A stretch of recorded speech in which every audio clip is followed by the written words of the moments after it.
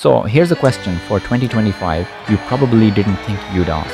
What's it like to use an iPhone 12 mini in the year of foldables, rollables, and AI everything?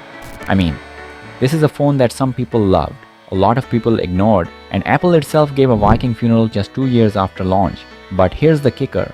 If you're one of the rare few still rocking one, you might just have a piece of tech that's aging weirdly well. Let's rewind to 2020. The iPhone 12 mini didn't just arrive. It declared itself. Apple said, hey, what if we made a flagship for people who actually want to use their thumbs? And that's exactly what they did. A 5.4-inch OLED display, small enough to take you back to the era of manageable phones, but modern enough to keep up with the heavyweights of its time. Now, compact doesn't mean compromise. The 12 mini's Super Retina XDR display, vibrant, sharp, and bright, outdoor visibility was solid even in direct sunlight, which isn't always the case for small phones. Watching HDR content was almost surreal on such a tiny screen. And those crisp OLED blacks. Chef's kiss. But here's the thing. Apple wasn't just banking on nostalgia. The 12 mini was built to perform. Inside, you had the same A14 Bionic chip as the big boys, which made daily usage smooth. Whether you were scrolling through apps, snapping photos, or, yes, even gaming, the 12 mini handled it all. Sure, there were glitches with intensive games, but considering its size, the performance was impressive. And speaking of daily life, let's talk Face ID. If you're coming from an Android background, this was probably one of those oh wow moments. The ease of unlocking your phone just by glancing at it, whether you're holding it upright or at a weird angle, felt like magic. And for a phone that almost disappears in your hand, Face ID added an extra layer of seamlessness. Now, about that hand feel, oh man. In a world of ever-growing bezel-less giants, the 12 mini was a breath of fresh air. Its flat-edged frame wasn't just stylish, it was functional. Those chamfered edges made it feel sturdy, even premium, without being heavy. Reachability? Perfect. Buttons? Tactile and satisfying. The whole thing was like the Swiss Army knife of ergonomics, compact, efficient, and ready for anything. But, as much as I love this phone, let's not sugarcoat things. Battery life? Yeah, not great. On Wi-Fi with a mix of browsing, social media, and a few photos, you'd get about 3.5 to 4 hours of screen on time. Not exactly marathon material. If you were out and about all day, you probably had a power bank living in your bag, just like the Mini. Still, there's something oddly satisfying about a phone that doesn't pretend to be all things for all people. It was a specialist. Want compact size with flagship specs? That was the Mini's lane. And that brings us to one of the most polarizing features of this phone.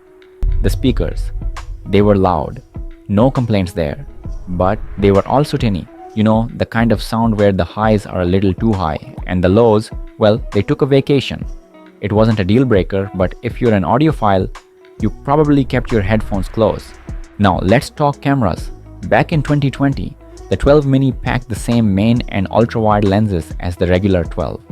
During the day, this little guy was a beast. Sharp photos, excellent dynamic range, and video quality that was nothing short of stellar in good lighting. But when the sun went down, that's where it struggled. Grainy low light shots were a reminder that physics doesn't care about your design philosophy. Portraits though, spot on. And video stabilization, smooth enough to make your TikToks and YouTube shorts shine. Here in 2025, it's funny how much of that still holds up. Computational photography has evolved, and iOS updates have given this camera a few tricks to keep it relevant. But while the results are good enough for casual use, they're not competing with the AI-enhanced wonders of today's flagship phones. And we haven't even touched on iOS 18 yet.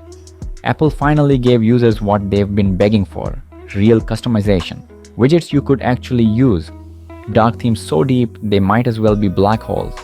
It's polished, smooth, and somehow makes even a 5-year-old phone feel modern. With iOS 18, you get those customization options, widgets and themes, which to be honest look better than Android's. And yes, finally, you can actually place your icons wherever you'd like them. The control panel has also been changed, but honestly, I don't think it makes much sense. I mean, we already have everything on this panel, so why add multiple cards to swipe through just in a bigger size? But beyond the specs, beyond the updates, there's something intangible about the 12 mini. it's the idea of it. A phone designed for people who don't want to juggle a tablet in their hands. A phone that fits in your pocket, your palm, and your life without screaming for attention. The iPhone 12 mini, in many ways, was a daring experiment by Apple to bring back the compact phone form factor, but it ultimately didn't resonate with the majority of consumers. While it checked many boxes, flagship performance, a great camera, and that beloved small size, it struggled with the same issue that often plagues small devices: compromise. The battery life was shorter compared to larger models, and despite having the same powerful internals, the smaller screen just didn't offer the immersive experience many wanted in a smartphone. Turns out, consumers were willing to trade a bit of portability for better performance and battery life. In a world where people want phones to do more and last longer, the iPhone 12 mini simply couldn't balance those needs well enough to make it a hit. And so, Apple stopped making them after the iPhone 13 mini. And yeah, I also get it. Apple killed it because it didn't sell. People said they wanted small phones, but what they really wanted was small prices. That's why the SE line survived and the mini didn't. But sometimes the best things don't stick around forever. They burn bright, make their mark, and leave us wondering what could have been. In general, Android flagships might be more advanced, more powerful, more everything.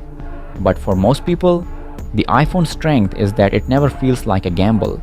They're not just selling a phone, they're selling exclusivity. You're not buying specs, you're buying identity. So, is the iPhone manipulative? Oh, absolutely.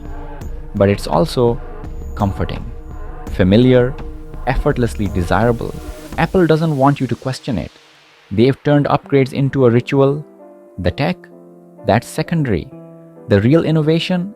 It's how Apple makes you feel like you are part of something bigger than just a phone. And that's why, year after year, we're still lining up for another rectangle with slightly smaller bezels. Crazy, isn't it? Think different may have been their slogan, but honestly, they're banking on us thinking exactly the same. So if you've still got an iPhone 12 mini in your drawer, maybe give it another chance. It's not perfect. The battery isn't going to win any awards. The speakers are tinny. The camera isn't a low-light champion. But for daily life, it's still more than capable.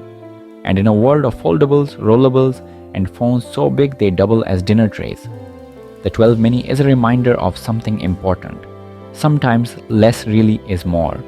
So dust it off, fire it up, and see for yourself why this little phone still punches above its weight. Because sometimes the smallest things leave the biggest impression. Let me know your thoughts in the comment section below. I read them all. So I'll see you there.